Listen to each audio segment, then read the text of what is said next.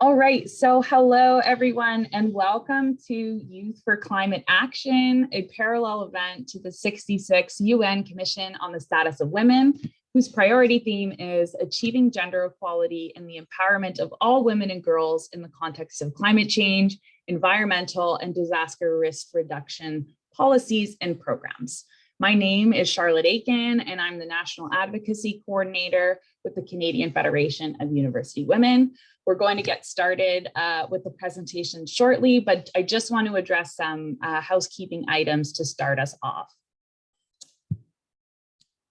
So this event will be recorded and uploaded to the CFUW YouTube channel. So those who couldn't join us today can revisit our conversation later. And as this is a webinar, members of the audience don't have their cameras or microphones enabled. So don't worry if you can't see, where to unmute or mute yourself. Additionally, please use the Q&A option to ask any questions. If you have a question for a specific panelist, just write their name at the beginning and then include it in the Q&A. And then also feel free to use the chat to share useful information or links. And lastly, this conversation will be in English and closed captioning should already be enabled. So just to start off with a land acknowledgement, we recognize at CFUW that we are indebted to First Nations, Inuit, and Métis peoples, past, present, and future, and pay respect to them as we gather as guests across the land, air, and sea in what is now known as Canada, or if you're dialing in from the US, Turtle Island, or I'm not sure if we have any international audience members. I'm calling in from the unceded and unsurrendered territory of the Algonquin Anishinaabe people in Ottawa. And please feel free to share the land from which you're calling in on in the chat. We also recognize that land acknowledgements are merely starting points in the journey of reconciliation and must also be accompanied by meaningful action to redress past and present forms of colonialism. And now I'm going to pass it over to Joy Hurst, Vice President, International Relations, to tell you a little bit more about CFUW. Good morning or good afternoon, depending where you're tuning in from. My name is Joy Hurst. I'm the VP International of the Canadian Federation of University Women, CFUW. CFUW is proud to convene this panel of young leaders working toward climate justice as a part of this year's UN Commission on the Status of Women. For those of you who are new to our organization, CFUW is a self-funded, nonpartisan organization founded in 1919 that works to improve the status of women by promoting human rights, public education, social justice, and peace in Canada and abroad. With nearly 7,000 members across Canada, CFUW clubs and the CFUW Charitable Trust donates well over $1 million in fellowships and awards for women to pursue post-secondary education. You can visit www.cfuw.org for more information about joining a club near you. And yes, we welcome new members. In terms of the topic that we are talking about this morning, the worsening climate crisis has left youth uncertain about their future, but it's young people across the world who are mobilizing for climate justice and holding decision makers accountable. Similar to COVID-19, the detrimental implications of climate change will eventually be felt by all, but with disproportionate impacts upon the most vulnerable. While girls, children, and youth are more vulnerable to the impacts of climate change worldwide, they're not only vulnerable and at risk, they are powerful change makers who hold the key to scaling up efforts to accelerate climate action around the world. In our organization's UNCSW written statement, we called on all UN members to engage young women leaders, including youth activists, in all aspects of climate change mitigation, adaptation, planning, and action. As youth are often excluded from important discussions and decision-making tables that impact their futures, this event aims to position youth at the center of a climate change dialogue. To learn more about their perspectives, organizing strategies, opportunities, and challenges they face as young people in the climate movement. So I will now pass it back to Charlotte to introduce our very impressive panel. Thanks so much, Joy. First, we will hear from Naomi Leung. Naomi Leung is an 18-year-old racial and climate justice organizer and Chinese Malaysian settler on unceded and unsurrendered Musqueam and Swasin territories. She has a background organizing for climate justice education and action with Climate Education Reform BC and Sustainabiliteens. Naomi organizes with the understanding of how the environmental movement has historically excluded, erased, and undermined voices of Indigenous, Black, people of color, women, girls, trans, and non-binary people while impacting them the hardest. This is why in the fight for climate justice, she aims to actively identify and dismantle patriarchy, misogyny, white supremacy, elitism, and all forms of colonial violence that take form in herself and her community. So we'll hear from Naomi first. Next, we have Ali Rougeot. She is the lead organizer with Fridays for Future Toronto. Ali's interest for human and environmental rights started during her childhood in France, where she became vocal on topics of biodiversity loss, women's rights, refugee rights, and climate change. These interests led her to the intersectional topic of climate justice and to eventually co-founding and coordinating Fridays for Future Toronto, while completing a degree in economics and public policy at University of Toronto. Graduating in 2021, Ali is now working as climate and energy program manager at Environmental Defense, a leading Canadian environmental advocacy organization where she advocates for a just transition for workers and communities.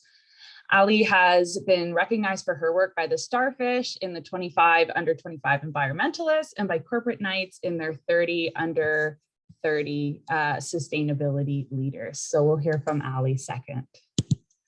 And last, but certainly not least, we are joined by Sophia Yang. Sophia is the founder, and executive director of Threading Change, a youth-led ethical fashion organization working at the intersections of climate, gender, and racial justice in alignment with the necessary transition to a circular economy. Originally born in China, but raised in Calgary, Alberta, Sophia is a dedicated climate justice changemaker who has worked for over a dozen environmental organizations ranging from federal government agencies like Parks Canada or Natural Resources Canada, NGOs such as Prince's Trust Canada, Nature Conservancy of Canada, SPEC and City Hive, industry and academia. Sophia is the recipient of Corporate Knights Canada's Top 30 Under 30 Sustainability Leaders in 2021, the Starfish Canada's Top 25 Under 25 Environmentalists Award in 2017 and 2018, and has attended the United Nations Climate Change Conference twice as a British Columbia delegate. Youth delegate. And you know, also she's a techno DJ under the Elias Kaleido in her spare time, which I can't believe you have any spare time, but I'd be happy to listen to some of your music. So thank you so much for our panelists for joining us. And I'll now pass it over to Naomi.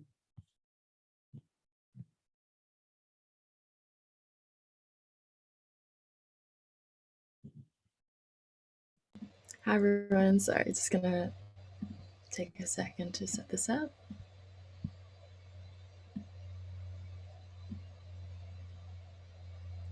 Okay, yeah, hi, my name's Naomi. Again, thank you so much for the introduction, Charlotte.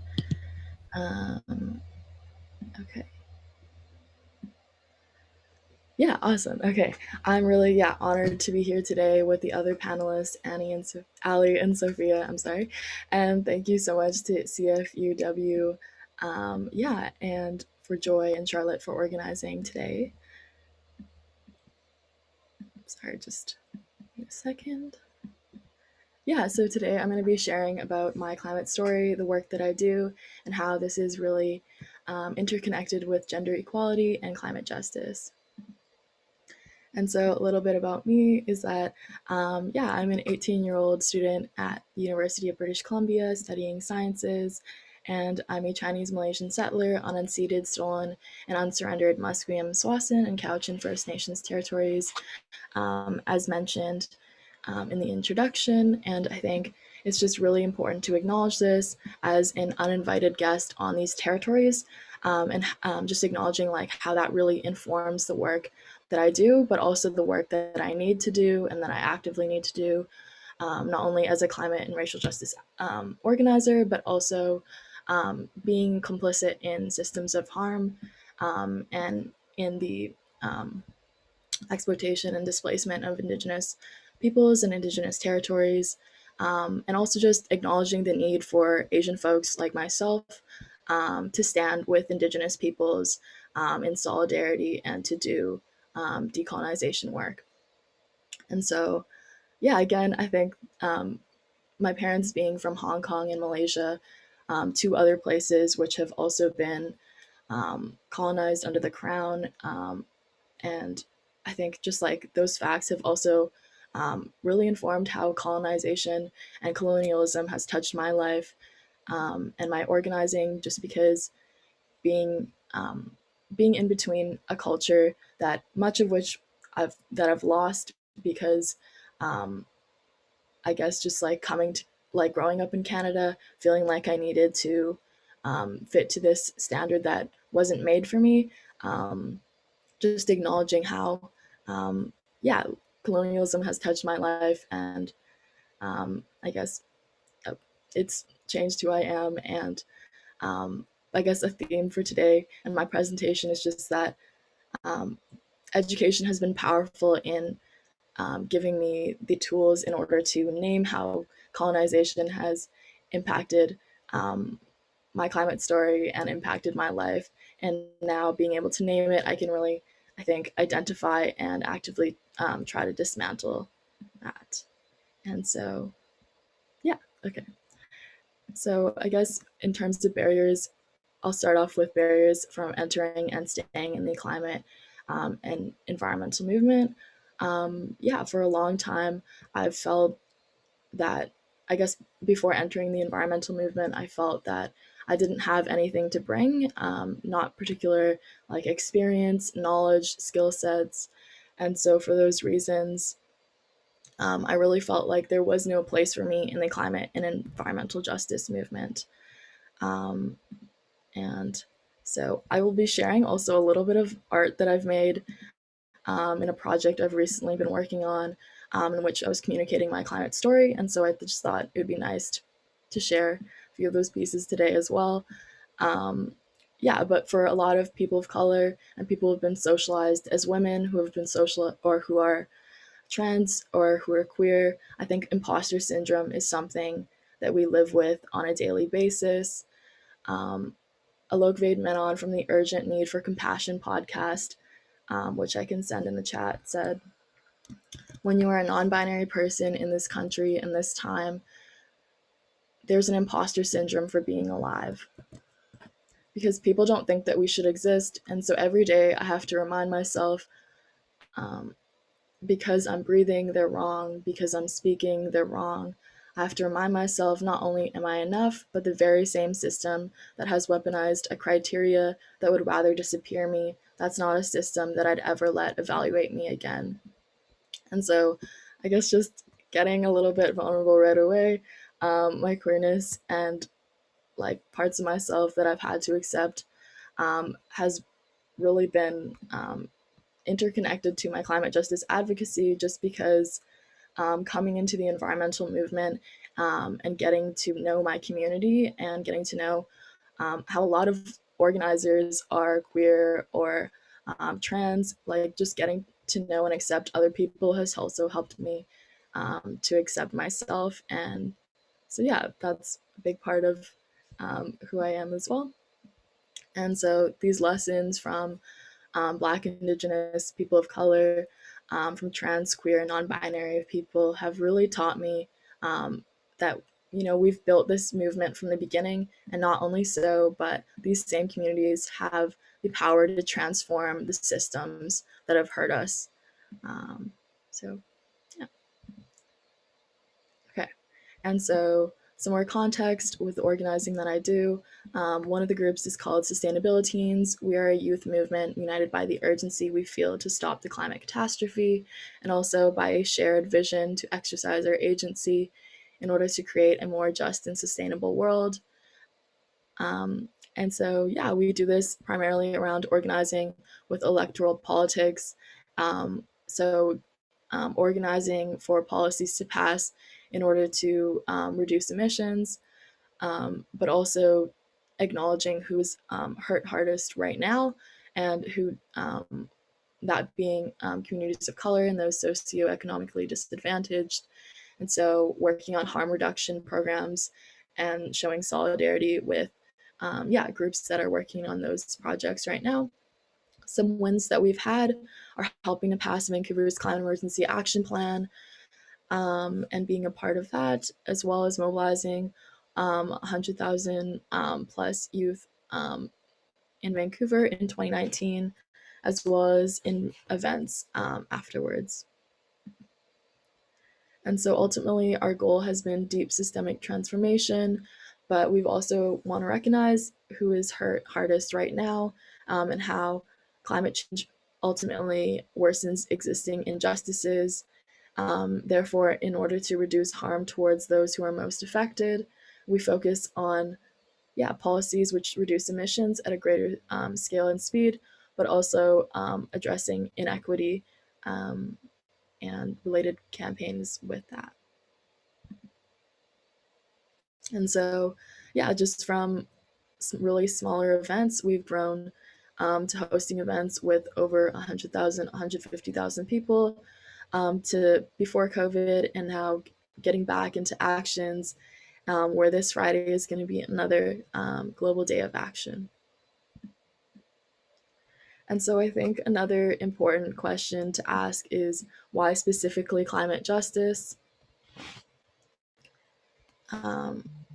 And so historically, the environmental movement really has been inaccessible, elitist, rooted in white supremacy, lacking intersectionality. It has tokenized Indigenous Black people of color and youth, and it often does so right now, which is why I think it's so important to, again, name these things and name the nature of these systems, in order to make this a part of the past, instead of continually having these same patterns show up time and time again. Which is another huge thing also, is that climate striking is not the only way to take action, and it's definitely not like the ultimate solution. I think oftentimes youth and white activists tend to be acknowledged a lot in media and tend to be centered in media, whereas Indigenous land and water defenders are criminalized, not given as much media time, and really not given the credit that they deserve, just really leading this fight. And so that's why I think it's important for youth and for everybody to point and listen to Indigenous leadership, to listen to the leadership of local Indigenous nations, and to really acknowledge how Indigenous leadership, land back, Indigenous sovereignty, these are all things that are climate solutions and that must be fought for in our fights for climate justice and in our fights for environmental justice. That's why in our fight for climate justice, we must also include Indigenous sovereignty, land back, Black liberation, Asian justice, queer liberation, gender justice, housing justice, migrant rights, justice for the global South, who's often impacted the hardest and who are really feeling the impacts of climate change right now, and really justice and equity for all people. There's really no climate justice without racial, gender, queer, trans justice, because our liberation is tied together, and we need to fight not in silos, but together in order to really care for those hurt most by climate change. And so this really looks like honoring the leadership and labor of Indigenous, Black, people of color, two-spirit, queer, trans, and non-binary organizers through our actions, whether that be like through mutual aid projects, or just through acknowledging when tokenization happens, or really just through showing up for your friends. I think just showing up with care and love for people, with an equitable lens, and acknowledging maybe like just how, yeah, we aren't treated like equally, like consciously or unconsciously, that we need to actively work for equitable solutions is one thing that's really essential. Um, okay, awesome. Yeah. And so I think through that, we can really redistribute it, our privilege and power, if we have it, and yeah, use that to um, give people back the power that has been stolen from them. Okay. Yeah, and so another campaign that I work on is with Climate Education Reform BC. We're a youth movement across so-called British Columbia, advocating for climate justice education to be taught in K-12 schools, really mobilizing the BC Ministry of Education and local school districts um, to take the climate emergency seriously, to create a comprehensive curriculum that teaches climate justice, um, and to offer staff training and resources for students.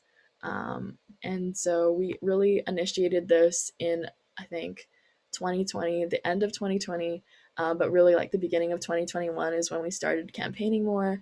And we're still working on it, this campaign right now, just because we acknowledged how like even ourselves and our peers didn't have the knowledge and tools that we needed to be a part of climate solutions and to face the climate emergency. And so I can send at the end of my presentation more about what we're asking for and about how you can be a part of this process. But yeah, just advocating for climate education on a local level is really essential, as I'm sure many of, or most people who are here would, or I'm sure everybody knows how inaccessible, yeah, climate justice education can be for people. Yeah, and just acknowledging also how climate justice education is really an opportunity to equip students with knowledge and organizing skills to face the climate emergency, but also it's an opportunity to process big climate emotions together, our eco anxiety, how we feel overwhelmed.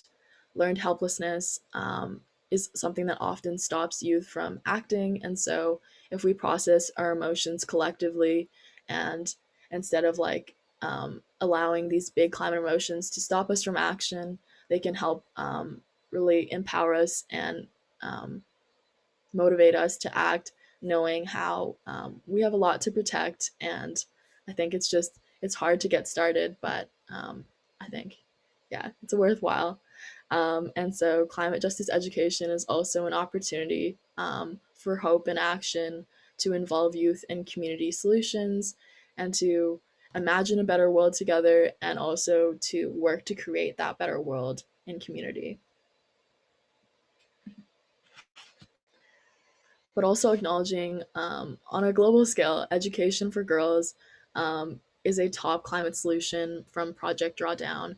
What really surprised me from these top 20 solutions was how, yeah, educating girls and family planning were number 6 and 7 in reducing emissions. And I think that this is something that's really powerful, and that we need to keep in our minds how, yeah, education is something that can really empower girls, youth, and just people across the world.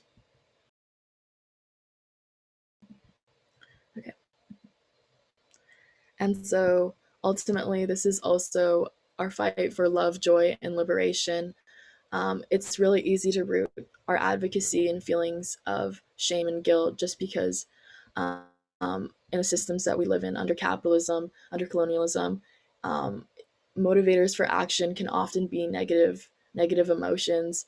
And I think just by the nature of the environmental movement and the nature of messaging from the past, it's really easy to, I guess, communicate like these feelings of shame and guilt to people. But I think ultimately, taking climate action is an opportunity to act for love, and out of joy and the strive for collective liberation, because yeah, we get to advocate for each other, and we get to advocate for our communities, and to be a part of a collective movement really is something that's so exciting, and that I think is something that really changed how I think about the work that we're doing.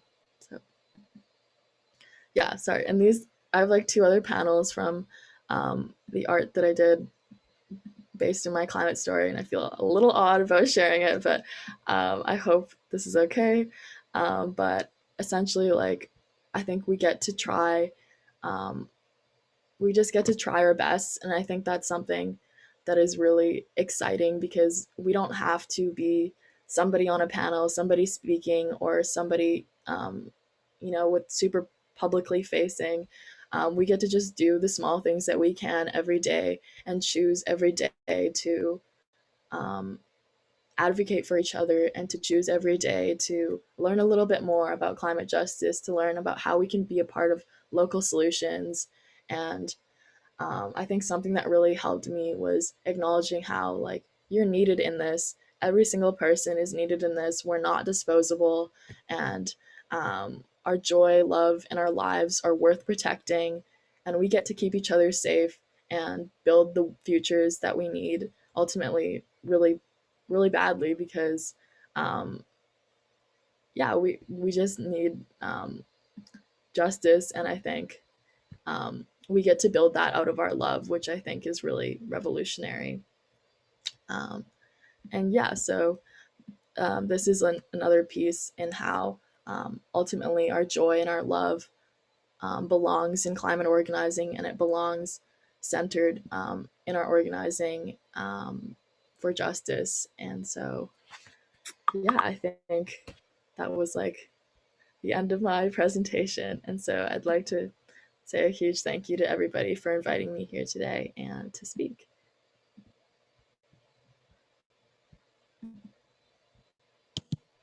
Thank you so, so much, Naomi. Really love that you drew all of those connections, in the intersectionality of climate justice and climate action, and why, all of these things are linked together, and you can't achieve one without the other. And really also appreciate you sharing your art with us. I think, it adds such, a nice like humanizing and vulnerability element. So thank you so much for sharing that with us. And I know maybe people in the audience will have some questions about maybe your work later on. So stay tuned for that. But thank you so much for your presentation. And now I'll pass it over to Ali. Sure. Hi, everyone. Good morning or good afternoon. Bonjour. Naomi, thanks so much for this presentation, for bringing in so much creativity and genuine insights as well. It was really wonderful to hear you. So my name is Aliénor Rougeot. You can also call me Ali. I use she, her pronouns, and I'm a climate justice organizer in Toronto, Treaty 13 territory, which is colonially known as Toronto. And I should quickly start by correcting my bio. I used to be way more of a lead organizer in the Fridays for Future movement, and now I think it's more fair to say that I'm slowly stepping into a supporting role, and that's because I'm not getting any younger, so I can't be leading the youth climate movement forever. So just I wanted to flag that, and I should have flagged that before to Charlotte. It's a real pleasure to be here. The links between gender and climate justice are so powerful, and they're numerous. And so I'm glad we get to talk about them today. I won't be able to cover them all. So what I'm hoping to cover is where my experience and expertise is. And that's like where they intersect in the climate movement. So it's quite a specific lens, but it's really what I can answer questions on as well.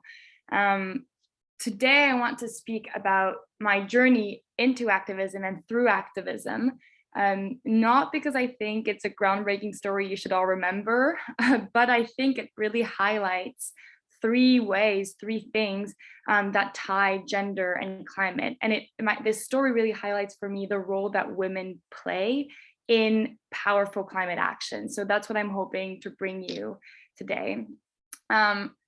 I think it also gives you just some good insights into how youth activism can be fostered, can be regenerated, because I think my story is a bit of a story there too.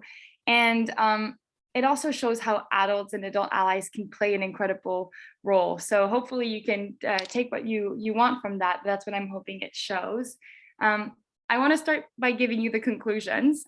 We don't do things in a conventional way here. And I think it's helpful for you to then look for these conclusions as I tell you my story. To me, the three conclusions of the past decade of organizing are, first of all, that empowered women make for really great climate activists.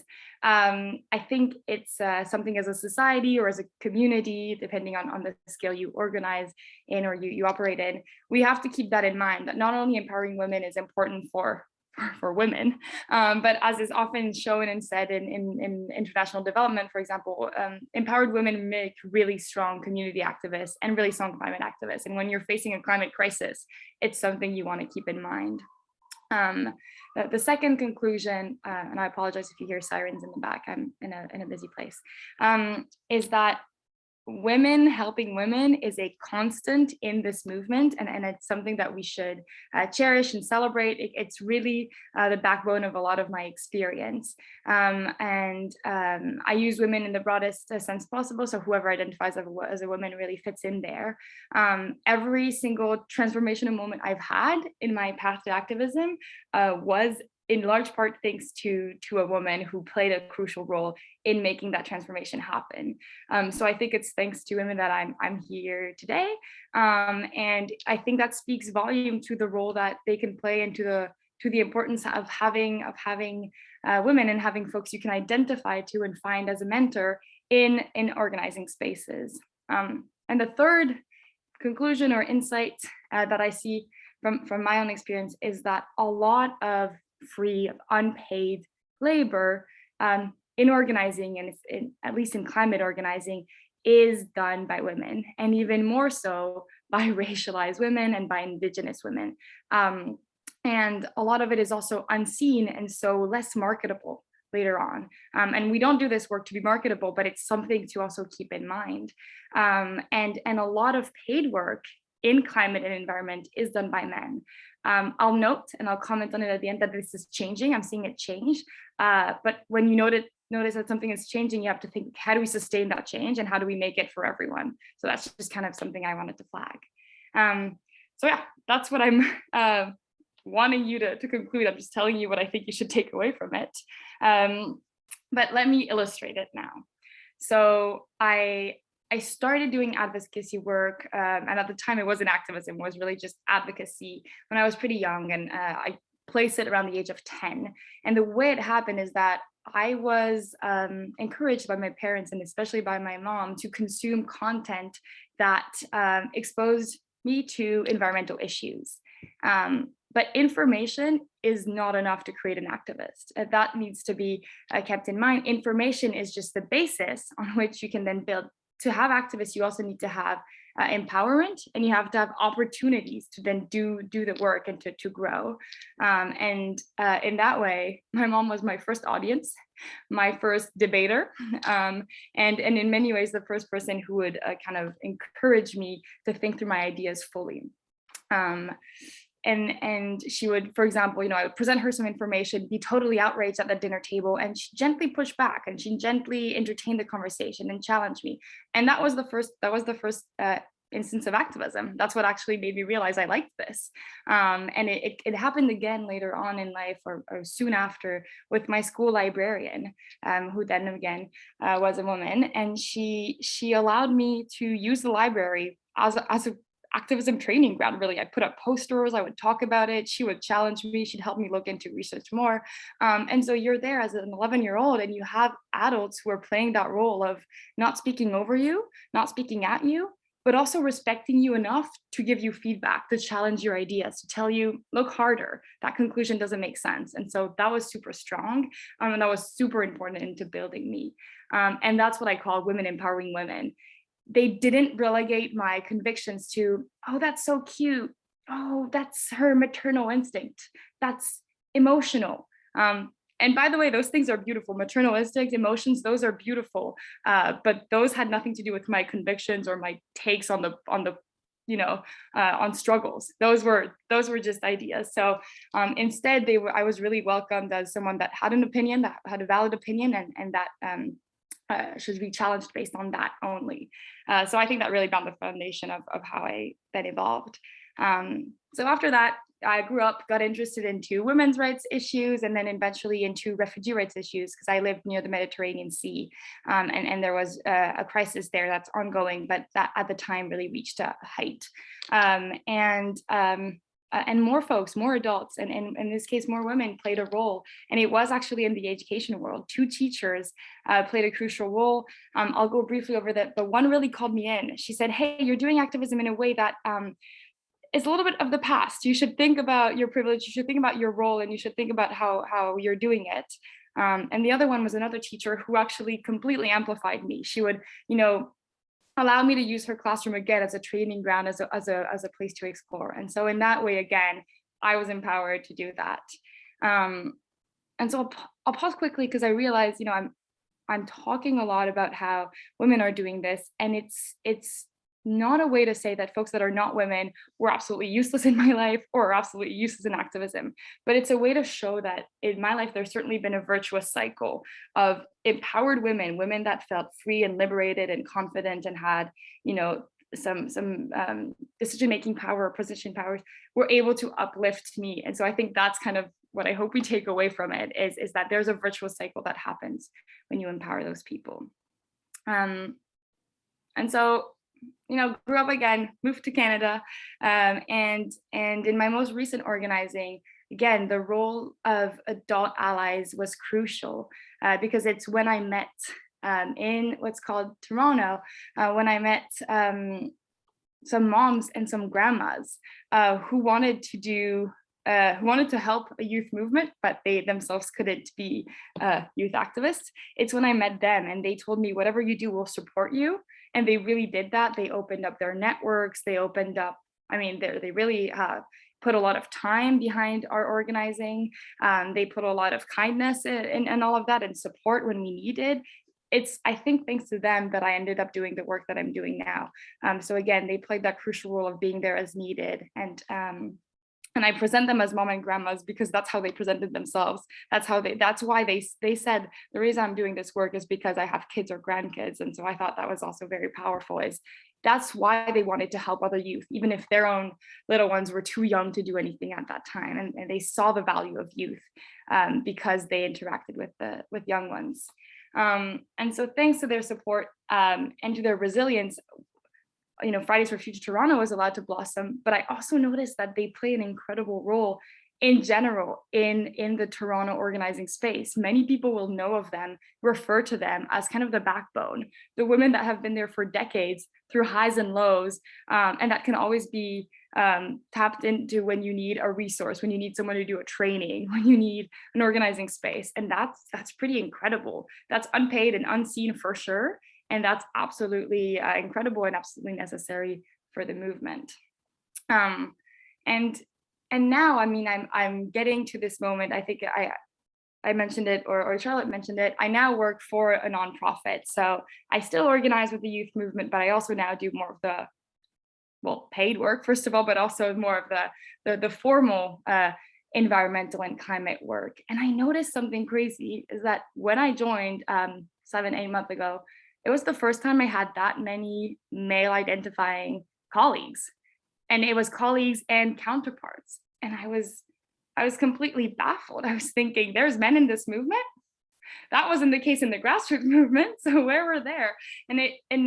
We could go, and maybe that's something that my co-panelists have better insights into than I do, but we could go into the why. But I just thought that it was a key feature of my experience. And I'm noticing two things in the past few years, and I think we should cherish them and see how we can sustain them and maybe strengthen them. The first thing is that I'm seeing a lot more women join paid organizing. That's awesome. All of my recent colleagues that have been hired are women or identify as women, and a lot of my folks that I organize now within the volunteer movement, sorry, I had a brain lapse there, are men. And so there's an incredible dynamic happening. I don't know if it's during this time of the pandemic that something shifted, or it was before and I never noticed it, but I'm seeing these two trends. And so my thought and my kind of invitation to you all is, how do we make sure those trends benefit all women, first of all, and especially, again, racialized women, Indigenous women that do a lot of the work, but perhaps still are not able to market it to get into those paid positions. And then, yeah, how do we also continue to keep our movements safe and genuine with now maybe this new form of diversity joining the grassroots movement. So with that, that's kind of just what I wanted to provide you at this stage, but I'm looking forward to your questions or thoughts really in the chat. And if that's okay, I'll also put in the chat the links on how you can find the groups that I organize with and how you can find me in case you want to stay in touch. So thank you.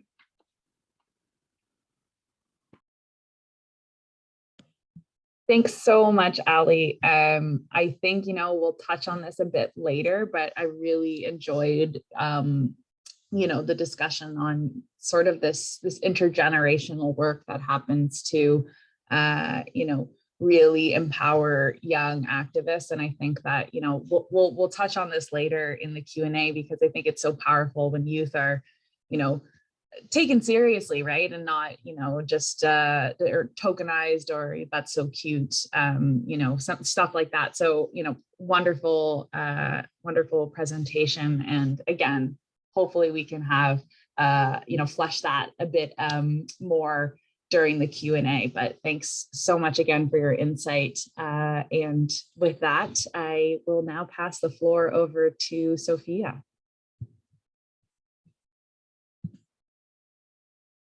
Thanks so much, Charlotte. And thanks, Naomi and Ali, for your great presentation. So my computer is a bit slow at the moment. It always seems to have one about to present. So I'm just going to close a few things and see if I can get my screen share to work. Okay, it appears to be good. I'll click share.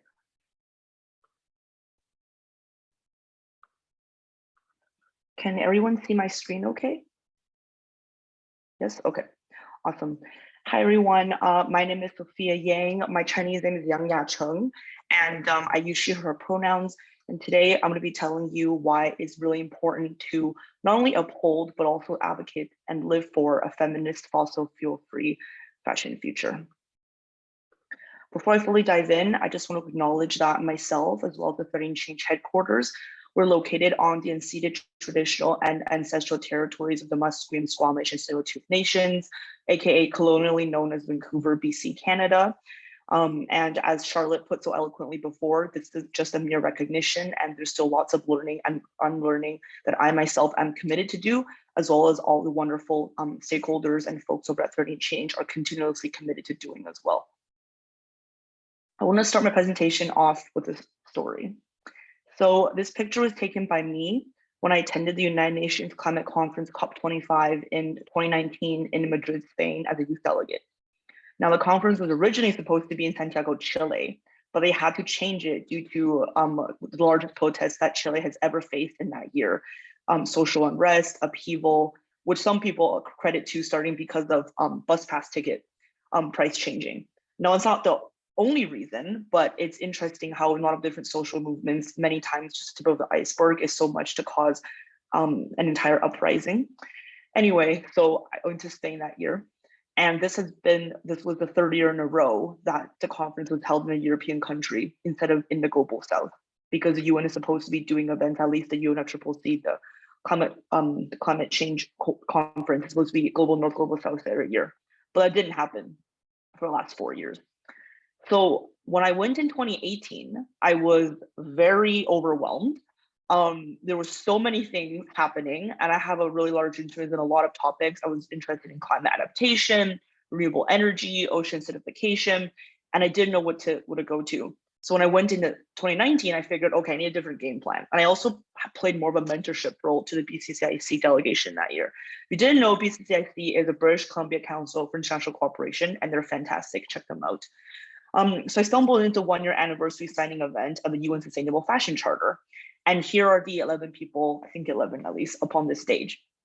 And their communique, their mission, is to drive the fashion industry to net zero greenhouse gas emissions no later than 2050, in line with keeping global warming below 1.5 degrees. Sounds like a nice mission, right? And I agree. However, when they started off their talk, the first thing they said is, hello, today we're joining you on behalf of the global fashion industry. And I myself sat there thinking, huh? This is the global fashion industry?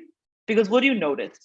Because what I noticed was that there was only one visible minority up on that stage. And after the talk, I was right. Most of them were from Europe or from North America. And the one minority was actually representing Louis Vuitton, which is a luxury fashion brand. So not only is this not the global fashion industry, there's no equity and there was no human dimensions of fashion communicated here at all. And what it felt like the entire session was greenwashing, to be quite honest. It was a lot of these brands talking about, we made great strides in environmental emissions reduction, or we made great strides to ensure that our targets are congruent with our sustainability goals.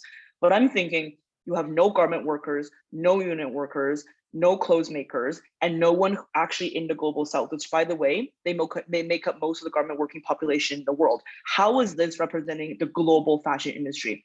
And myself, as well as a lot of the audience member, felt the same. It really felt like if you're here as a representative H&M talking about how much environmental stride you've been making, you are the exact perpetrator of these gross fashion emissions. You are the exact fast fashion brand that is perpetuating modern slavery in a lot of these different garment making countries. By saying you're doing better, that's not really anything revolutionary. That's the bare minimum. So I want to remember that as I go into my talk. And something interesting to note is that in the USA alone in 2016, they imported almost 27 billion articles of clothing, 27 billion. And here are top 10 countries where they came from. What do you notice? We have India, Vietnam, Cambodia, Bangladesh, Indonesia, Honduras, Mexico, El Salvador, Nicaragua, and of course, China, where I'm from. Most of these, not most, all these countries are comprised of racialized people. So are you really representing the global fashion industry, or are you representing privilege? And so I knew something had to change, and this is not the right way to go. And what's more interesting is that the US is actually the largest exporter of used clothing, and Ghana in Africa is the second largest importer. Most of our clothing waste after you donate it does not get resold. A lot of it goes to landfills, not landfills in Canada, but across the world. Ghana is a good example, Kenya, Malaysia, and also Haiti. So our gross fashion consumption is not only taking up landfills in our region, but also regions all across the world. We are using the global south as a dumping ground, and there's no better way or less severe way to say it because it's the truth. This image I want to show you because it's so powerful and jarring. This is an image of Fashion Revolution came up with last year Fashion Revolution Week. This is reality of fashion industry today. Hidden behind a veil of glitz, glamour, sequins, fashion weeks, runways, you have the true cost of fashion, which come at the expense of people, real people in most of those countries, as I indicated before in this picture. In China, in a northeastern region, there's the Uyghur population who are of Muslim faith. They are currently relegated to farming for organic cotton for many brands you love, which includes Nike, Adidas, and Zara, and is perhaps known as one of the greatest examples currently of modern day slavery. Is this the global fashion industry that we want to be participating in? Now, I don't even have to say it, but I think fashions tied to women's rights is very, very obvious. In just India alone, 45 million people are in the clothing sector, 60% of women, but 1 in 7 garment workers have been raped or forced to commit a sexual act. So I should have provided a content warning. And also 1 in 14 women garment workers have also experienced physical violence, and only 3.6% of reports resulted in action that was dealt by authorities. Fast fashion is a women's rights issue, it's a gender justice issue, it's a human rights issue, and the fact that the industry has continued to exploit women and people all around the world at the expense of Instagram trends, TikTok trends, our consumption of global north, I think is ludicrous.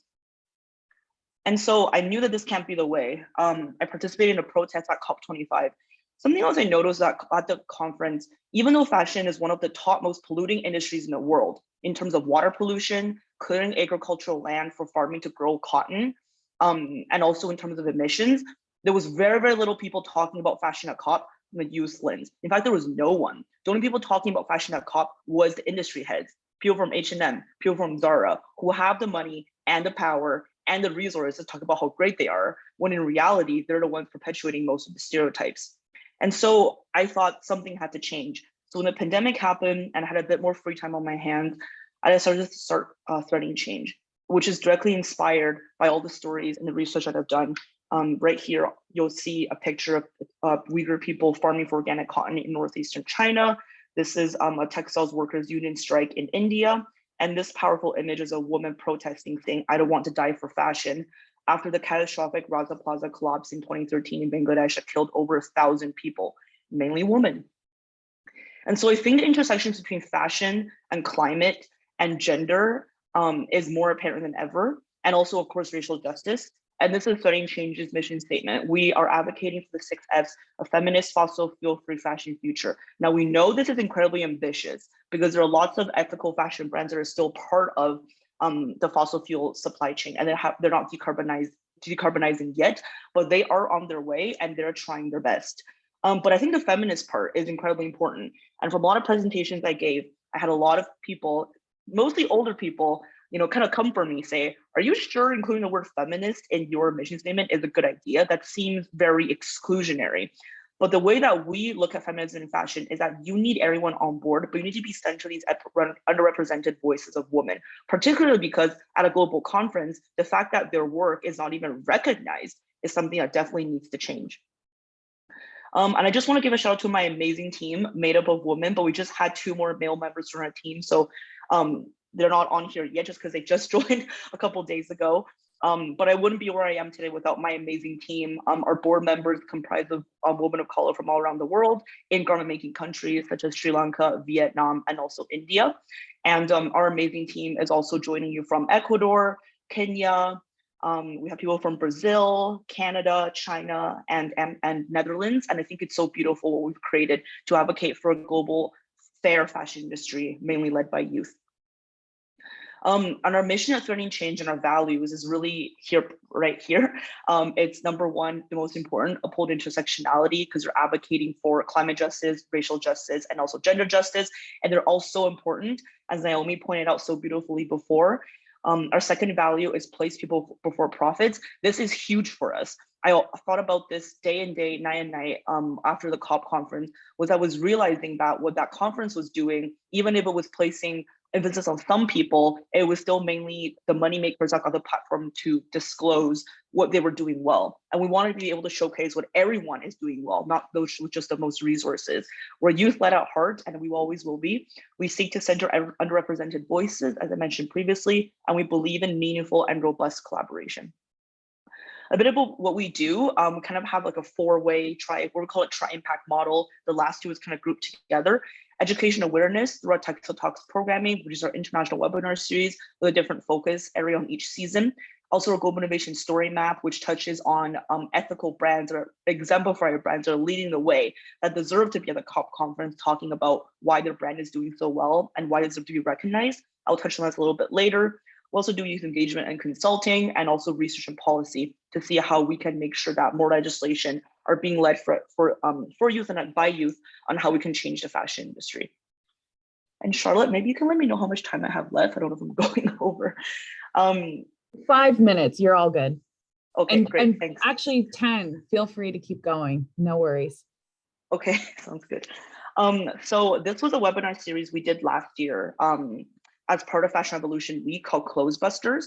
And the mandate of this was to really bust some popular myths within the fashion industry. Some popular myths include the one I mentioned before, which is most of the clothing that we donate actually gets resold, whereas most of it goes to landfill. And another popular myth that we experienced was also the fact that where clothing actually come from and who makes it. A lot of people think that clothing are just made by machines, and made in factories, many, very similar to how cars are made. But in fact, most clothing touches human hands at some point in the supply chain. whether it's in the warehousing stage, the manufacturing stage, obviously the retail stage, but a lot of the sourcing stage as well with cotton, polyester, that's synthetic, but also with what kind of material you're getting. So the humans I mentioned that fashions cannot be forgotten. And this is something that we really, really want to highlight. And this is a campaign we did last year as well that was called Are My Clothes Harmful? And we collaborated with Fashion Revolution and also Roger Williams, the maker of a great documentary called River Blue. I'd highly recommend you to check it out. It's all about how the denim industry is polluting the waters of Bangladesh and also Vietnam. And we did this campaign because, it's kind of a rhetorical question. In many cases, our clothes are harmful, but do we recognize the implications of that? And what ways can we continue to be change makers beyond just shopping less, but also advocating for legislative policy as well? We just did a workshop last week as part of Women's History Month. I wish, it was after this event so you could all come, but the recording will be live on YouTube channel today if you'd like to check it out.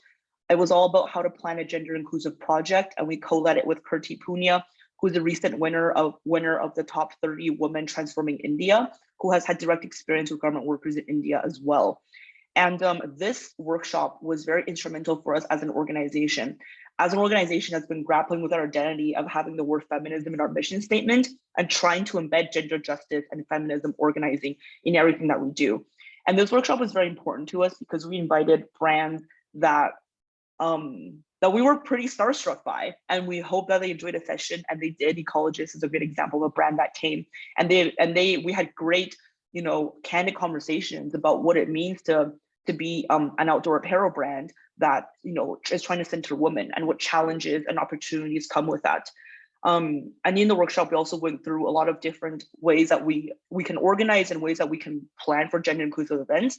So the text is a bit small, but it was kind of a mural activity we did where we laid out, from the project planning phase, the ideation phase, to the monitoring evaluation phase, how can you ensure that your project is inclusive regardless of your positionality and inclusive of everyone's gender that's beyond just male and female, but also those that are other identifying as well. I promise I will talk about Global Innovation Story Map. So this I want to include because this is a direct response to how I felt at COP. It felt like all the brands that had the money and the power and the privilege were able to be there. We have so many amazing brands on our Global Innovation Story Map that are leading the way in terms of textile recycling, ethical garment making, employing mostly women of color in their supply chain, in their warehouses, and also championing for equity, diversity, inclusion that are very deserving to be at the conference. So our mandate when we go to COP27 this year is to bring their stories to COP through our Fashion Justice Pavilion and kind of be almost not a counteraction, but a direct showcase of all the other brands that might not have the resources to be there, but are deserving to do so. And some of their other certifications include Certified B Corp, Certified Fair Trade, and also how much they're advocating for education within their supply chain as well. I feel like I'm kind of just going in of what we've done. So I'll kind of give advice about my challenges and issues I face as well as a young person. We did a survey last August in collaboration with the UN Fashion Alliance on what fashion really means to young people. And we surveyed over 200 youth from 36 countries and we had over 20 youth organizations represented. We presented these findings to the UN Fashion Alliance in our key opening intervention. That's later to be used at Stockholm 50 Plus this June, which is talking about how fashion can be a positive agent for change. And what we discovered was that most people felt like they had a medium to okay understanding of fashion, but most people think about the environmental and social consequences of fashion, if not daily, at least weekly, quite often. And most people felt that they've made personal changes to their consumption in the age of COVID-19 for the better, but also some for the worse. And we can see that communicated in the fact that a lot of one-time face masks that have also been more used in recent years. In terms of what people wanting to see change in the fashion industry, modern slavery is a big one. I think that's quite obvious. That's one that we're really working to change as well, working with Labor Behind Label and also Clean Clothes campaign. Environmental impact at 25.1% is another huge one.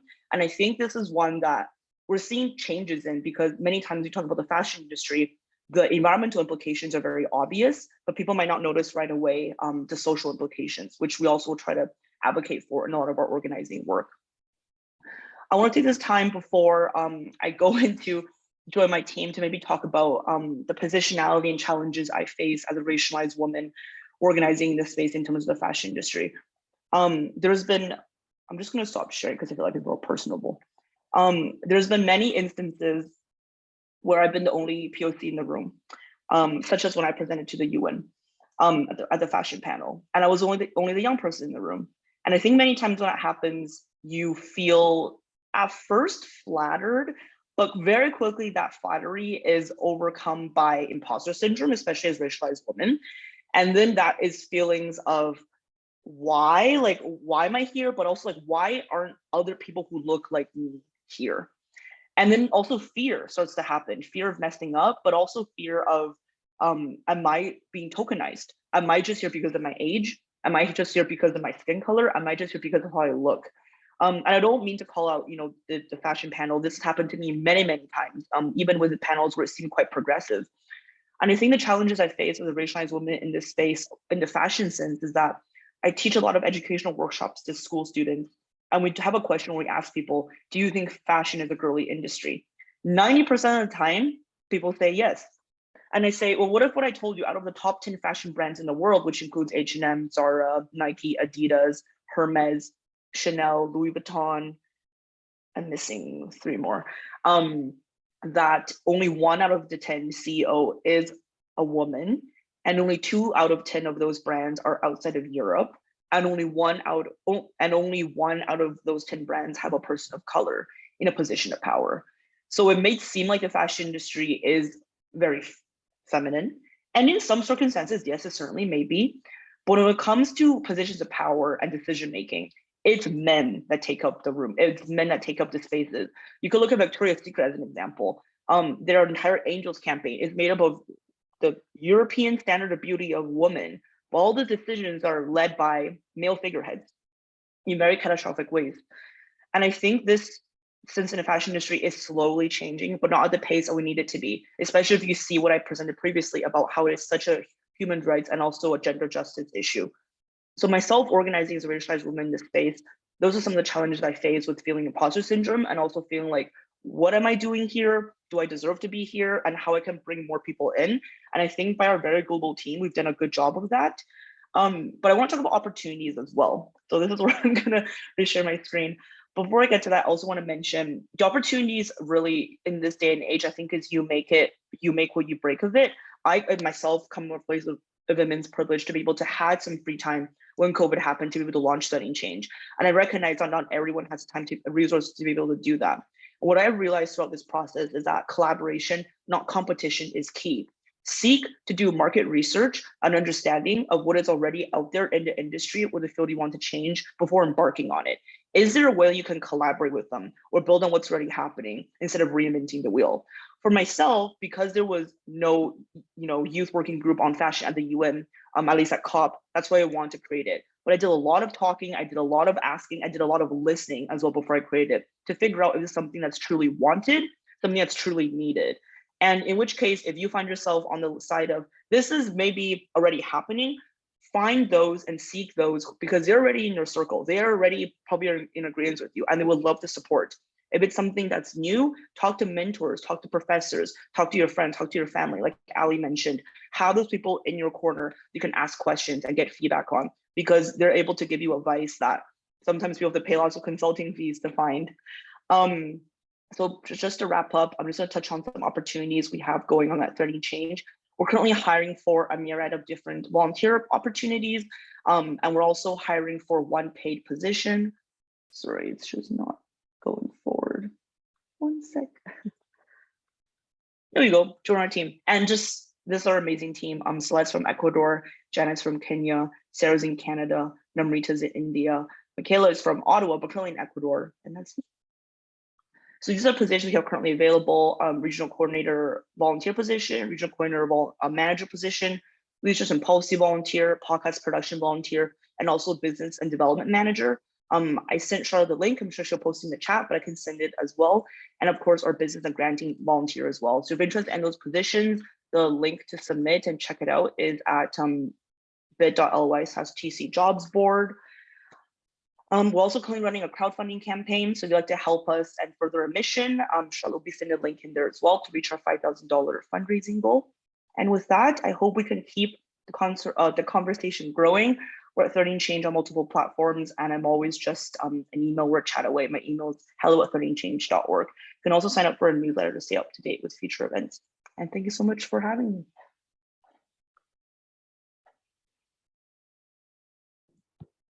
Thanks so much, Sophia. I'm so happy that you and your organization are really shedding a light on the connections between the fashion industry and climate change, because I think when people are thinking about environmental degradation, they're thinking about explicitly the resource extraction industry, right? And they're not necessarily making the connections to those value-added products that we're so flooded with. So I think that it's a really great mission, and especially linking specifically that feminist component in. Kudos to sticking to your guns on that one and keeping that in. I think it's so important. But I want to maybe throw this question to you, or all of our panelists. You all sort of touched on this, but and again, just for our audience, if you would like to submit a question, please do so at the bottom of your Zoom toolbar in the Q&A. But I just want to circle back to, youth tokenization, or, the tokenization of racialized women in these spaces. But, I commonly hear, youth are the leaders of the future. And I really kind of disagree with that, because youth are leaders right now, and as is evidenced by all of these fantastic presentations by these leaders right now, youth are already leading the way. So I often hear that in decision-making spaces, but specifically climate spaces, youth participation is tokenized if youth are even included at all. So I'm wondering if any of you have any suggestions or ideas on how decision makers can strive to meaningfully engage youth in these discussions, or include more young people in their processes.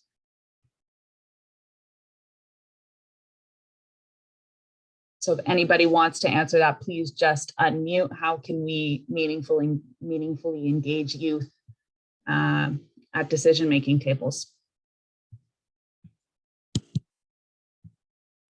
It's always hard to know who to start, but I feel Joy. Go right ahead, Ali. Oh, okay.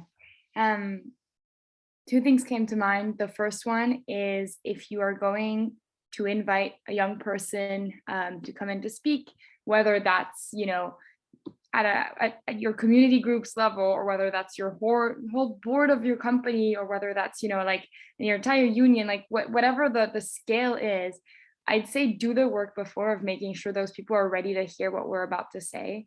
A lot of the times I've been invited, and I feel like I had to do a lot of the initial groundwork that could have been done by someone else, and or otherwise I was invited to speak about what matters to me. So why young people should be organizing, the urgency of things. But I found that people were not even educated on any of the basics things. So it's really important work and really good allyship work to prepare your people before you bring someone in.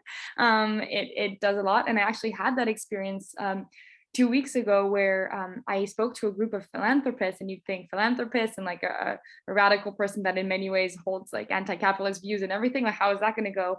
But they had done a lot of the work of preparing them. They had told them you are signing up to this event knowing you're going to be contradicted and you're going to be called out and blah blah, but you're signing up because you want to learn. And so those people were actually willing to engage. So doing that prep work is a huge way to actually make an invitation for a youth, but I'm sure also for any other group that was historically excluded, actually an interesting and beneficial interaction. And then the other small note is, I find that the best way you can get an ally to youth is reject the by 2050 framework. Governments, companies are adoring the by 2050 will be perfect. But by 2050, most of that board will be happily retired, and most of us will be dealing with either the decision making or the aftermath, or both. So if you can drop the by 2050 framework, you're already being a much stronger ally than the majority of people right now.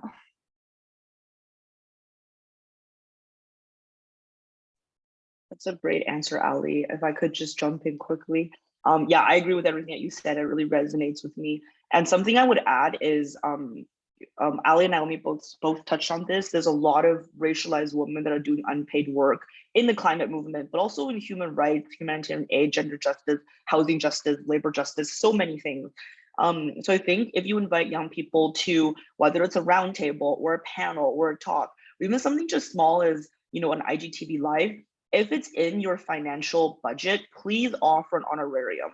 And if you're not able to offer an honorarium, at least some kind of support or recognition. It could be something as small as a $25 gift card, but also taking into account how much prep time it takes a young person to take time out of their day, and also how much trauma that might have to arise from them thinking about all the eco-anxiety and the grief, and the time they were yelled at by an older person about something they did, to kind of retell those stories. And I, as a leader of a not-for-profit myself, I know that sometimes we do have financial constraints. But I think being very upfront about what you're able to offer, and being upfront about, why is you're doing this, and really the intentionality behind every ask and every request is so incredibly important. And I'm in a position right now where I'm kind of, I'm no longer 22. So I agree with what Ali said. It's also passing the baton on to other young people. And I think, kind of put the question back at you, or responsibility we have as a bit of the older youth, so like between the ages of 25 to 30, how can we be champions for younger youth work, and how can we share advice and help them understand that many times this feeling of tokenization, it should not be tolerated.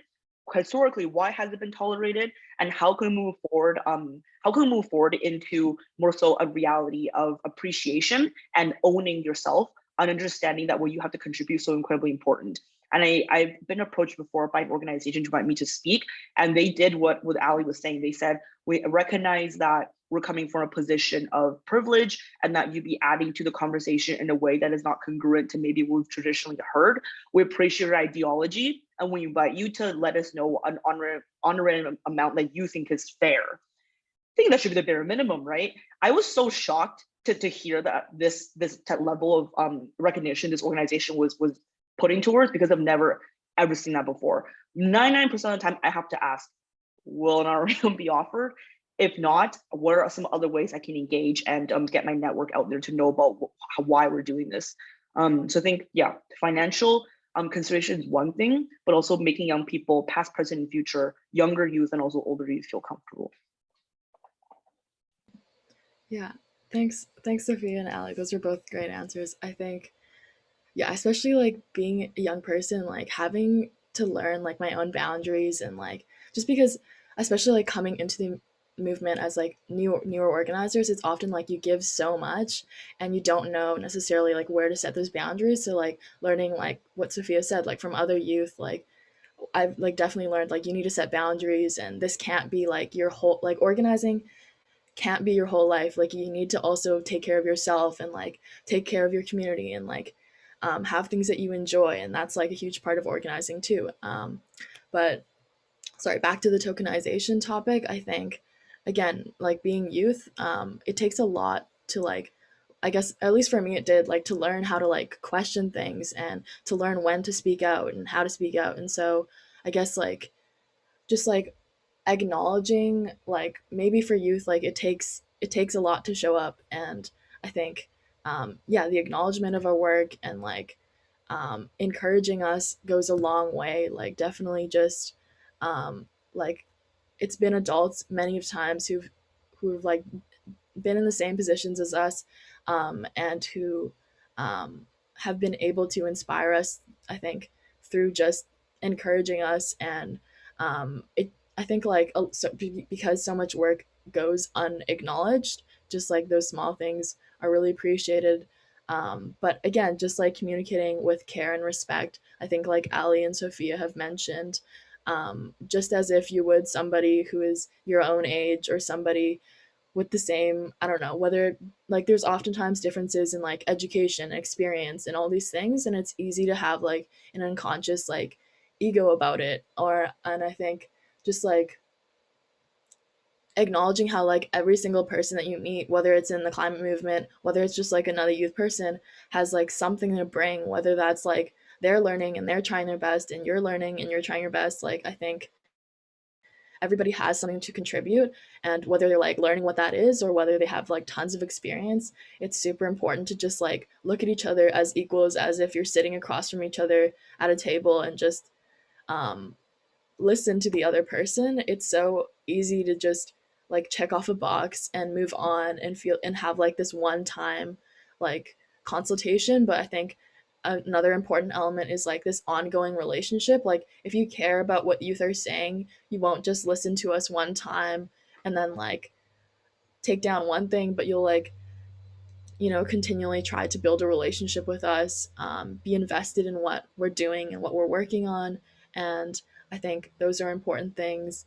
Um, and yeah, I think like respecting youth boundaries, oftentimes it's so often in which like, because I guess I think, and I'm so proud of and like happy that so many youth are getting more involved and that are championing this work and being leaders, because that's wonderful and terrific. But at the same time, like, expecting uncompensated volunteer youth labor is really tiring.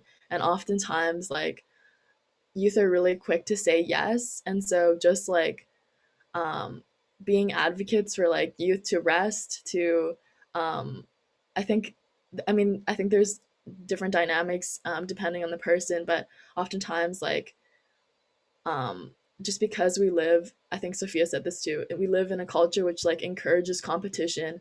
So whether it be like we need to do like as many things as possible in order to get into university and have this great resume, or to get the job that we want, like there's all these elements under capitalism which encourage us to consume, but also to compete with each other and to do as much as we can without like having boundaries of care, and like without understanding how like our rest is a resistance to this capitalist culture. So just encouraging youth to be a part of like collective care, and to like process their climate emotions, and to um, do all the aspects that don't involve just like go go go do, but also like the reflecting and um, like, um, yeah, like the, I guess the work that isn't just like like involves labor, but involves like also like emotional labor and like time and care behind the scenes, I think is also super important. Because at least I know for myself, like it's really easy to do so much but have very little space at the end of the day to like regenerate and to like, yeah, just for care. So I don't know if that was, yeah, that's my answer. Wonderful. Yeah. And I really think that a lot of, all of your answers really go back to your point, Naomi, about how this work is about love and joy and liberation, and how, obviously climate change and climate justice is really, really heavy work, right? So you need to take the time to really emphasize that joy and that love, because as everyone's mentioning, in our society, that's not necessarily, rewarded, right? You're rewarded to, keep going and going and, participate in every single thing. So yeah, I think those are really great, fantastic points that, I think I can take into my work. I'm definitely guilty of, coasting by on under 30 being a youth. But I think that, like Sophia mentioned, passing the baton to younger people is so important. And really amplifying youth voices. So I'm wondering maybe if we could, get our future caps on. And I'm thinking, we're 2 years into the COVID pandemic, and I'm wondering if you all have any thoughts on, how can we learn from how the world, mobilized and is mobilizing to fight COVID, and how, these strategies could be applied in addressing the climate crisis, and what should be done differently. If anybody has any thoughts, to take from these past 2 years of COVID and applying that to the climate crisis.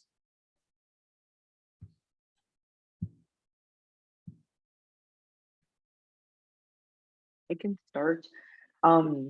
It's a great question. So I'm trying to, in my head, thinking the wheels are turning. I think obviously organizing has changed drastically because everything's been virtual. And I think there's setbacks, but there's also opportunities from that. At least with my organizing in fashion and climate, I've seen, we're able to engage more global audiences because everything has to be online. So for an event that we would have previously done maybe in person in Vancouver, I mean, I found a threading change after COVID, so I can't really say if we would have, but we're actually doing a clothing swap on April 23rd in Vancouver as part of Fashion Evolution Week. That's our first in-person event ever. So if you're in Vancouver and you'd like to join, please come. We'd love to have you. I'll put the link in the chat. Anyways, so before you would have done an in-person event and you would have been able to engage whoever comes to that in person, but now with online, you're able to engage a global audience, which is great. But I think that for us, something that's happening in the context of climate change is also, I feel like positionality, again, in terms of like, who is the group that you're really trying to advocate for? Because we had a bit of trouble with that in the beginning stages of planning, because we're like, okay, we're inspired by this UN conference and we want our audience to be global. However, we're also advocating for mostly government workers in the global south, which we don't have lived experience there. So do we start by interviewing those people first, which we did. But as we did, we then realized we don't necessarily speak the language. So how can we make sure we're not tokenizing those communities and coming from a place of genuine care instead of one that's like, I'm going to use your story for whatever campaign I'm going to do. And then we decided, well, maybe we can also do some more local level impacts because we're seeing the amount of atrocious waste that COVID had in terms of masks and PPE being all over the ground. So this is an example of how our focus was global at first, and then it shifted. And now we're kind of going back to that global lens again, as our organization is increasing capacity and opportunity to once again, engage globally. And what I will say as someone that's been kind of in the UN circle or system, for lack of a better word, there's so many conferences before where they made you go in person, and it's incredibly carbon intensive and labor intensive to do so. And these events are oftentimes coming up as a privilege because it's hard for young people to be able to take time off, get time off school, to fundraise to go to these conferences and places. It's very, very, very inaccessible. So a lot of these UN conferences, whether it's CFUW, whether it's COP, whether it's the biodiversity COP or Stockholm 50, or even the high level forum in HLPF in New York, by taking those online, there's now a much greater opportunity for young people to engage. I think that's an opportunity I saw that came across.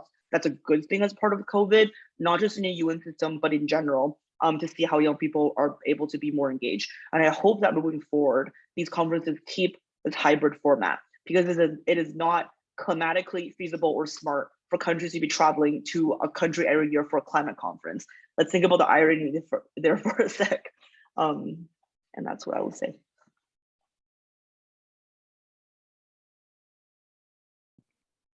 Yeah, lots of parallels to draw. I was thinking of your question in the lens of like what government response or society's response was to COVID, and what how it should or shouldn't shape at all the way we answered the climate crisis, and those parallels were drawn at the very beginning. For a moment, like for a few months, that was like the one big question, and then it kind of fizzled out. I don't know. One thing that obviously hit me the first time is, well, an all-of-government approach is actually possible and understandable for COVID, and yet when we've talked about it for climate, it's like jurisdictions and this department, and we don't. And it's crazy how when they recognized the crisis, they were able to do more of that. Now, in many ways, a lot of governments around the world did not answer to the health crisis in the best way and in the most just way, but there was a bit more of a recognition that it was a crisis. And I'm especially thinking, if government had said, the health ministry alone will deal with COVID, the rest of us, business as usual, let's keep it going, everybody would have been completely, outraged and baffled. And yet for climate, that's exactly what we're being done. It's like, oh, you have a climate complaint? No, we're financed. You can go to the environment minister. That is exactly how they're treating us. So that's like a big one that to me is we should be inspired by. And the other one is all of a sudden, science was guiding government decisions for a moment. And I know that I also live in Ontario where that didn't exactly happen, but for a moment at least, science was, we were looking at metrics, we were looking at numbers and saying, is it safe to reopen or not? Which again, with climate is what we've been asking to do, is look at the science. If the science tells you this plan is climate safe, then we go for it. If not, scrap it. That project's not going ahead. So these are the good lessons. The bad ones that we're seeing right now, and again, rooting myself in Ontario, is that we've declared a victory when the privileged people were safe. You know, the people that were able to get the vaccine, the people that are able to, you know, maybe do our work hybrid like I am, or even from home completely, sorry. But we declared a victory. We're like, no more masks, no more anything, when a lot of people are still suffering or at risk of suffering from this public health crisis. So with climate, we have to not do that. We have to not declare victory when we're, you know, at a climate level that's safe enough for some of us to survive, but many to still suffer. And that's actually what's happening at COP and all the time is, you know, aiming for targets that are safe for some, but not for most. So that's one of the lessons I would take on the other side. And the very last one is kind of a call for us that organize our communities, is that let's not wait for government to get it all right. I remember during COVID, right away, some of my like really cool rad neighbors started organizing themselves. Hey, let's have mutual aid. Hey, let's already think about the housing crisis that's coming up next month when rent is going to be due. They did that right away before government had time to figure out their transfers and whatnot. And I think with climate, it's sad, and I believe government should do a lot with climate, but there's going to be a part that we're going to have to take up ourselves. And so that's maybe like our call to ourselves as community organizers to think about. Yeah, no, thank you again, Sophia and Ali. But I think, yeah, no, exactly. Like from COVID-19, we've seen like who is like people who are already marginalized, who are, you know, disabled, for instance, racialized, living in rural communities, socioeconomically disadvantaged. We're seeing these people hurt the hardest by COVID-19 and also hurt the hardest by climate change. And so we're really seeing how inequality is also like who's becoming richer from this crisis and who's becoming poorer from this crisis. Like in the same way, we're seeing that happen with climate change. And so I think, I mean, like Ali and Sophia said, the first thing that we can do is definitely treating this like a true emergency, like doing what we can to protect ourselves and our communities on local and like governmental levels too, like using masks, vaccines, like so doing the things that we can to help and support and protect our own communities. Like Ali said, mutual aid projects. This can look like fundraising for Indigenous land and water defenders, paying reparations, advocating for safety for women and girls who are maybe engaging in sex work, maybe during COVID, of course, like during the climate crisis. And so like also like offering donations or like supporting like food, water, shelters that are led by the community. Like I think it's super important also to have this orientation of like people protecting people and not having this savior orientation. And oftentimes like it's sad, but it's true, we can't always, like Ali said, count on the government. And so instead of like waiting for these moments, often like unfortunately to have governmental action, we really need to engage in these mutual aid projects that are really interconnected to climate change and climate justice and racial justice. And so working on those things on a local level, but also, yeah, like holding government accountable to have plans to integrate like climate change, whether it be climate change education and holding your school district accountable as a parent or as a student, like advocating that your teachers bring climate education into your classroom or that your school does that, or advocating that ministries of education in every region in